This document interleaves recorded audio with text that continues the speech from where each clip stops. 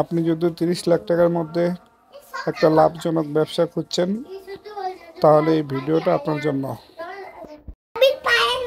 আজ আমরা দেখব সার্কুলার নিটিং মেশিন দিয়ে কাপড় তৈরি করে কিভাবে একটি মুনাফাজনক ফ্যাক্টরি শুরু করা যায়। মার্কেটে এটার প্রচুর চাহিদা আছে। আর আমি আসলে বলতে চাই যে এই দুইটা মেশিন দিয়ে একটা ছোট করে ফ্যাক্টরি শুরু করলে আপনার মাসে কত টাকা ইনকাম করতে পারবেন। এই দুইটা মেশিন চালালে মাসে আপনার কম করে হলেও 2 লক্ষ টাকা ইনকাম করতে পারবেন। তবে হ্যাঁ, কাজ থাকতে হবে মেশিনের।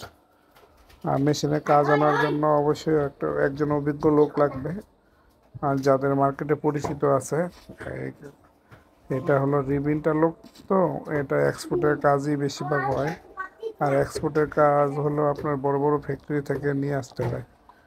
তো ওই কোম্পানিগুলোর সাথে যোগাযোগ করলে তারা এই কাজ দিয়ে দেয়, আর মালের রেটও ভালো পাওয়া যায়।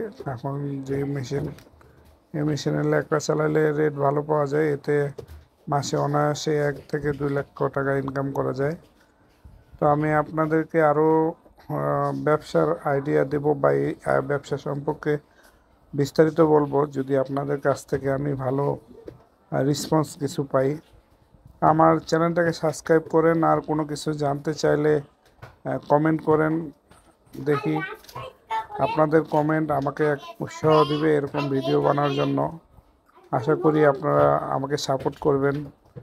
আর আমি এই ব্যবসা সম্পর্কে আপনাদের পরবর্তী ভিডিওতে সব কিছু ডিটেলস জানাবো আশা করি। আর আপনারা যদি আমাকে সহযোগিতা করেন তাহলে বানাতে পারবো আর কি।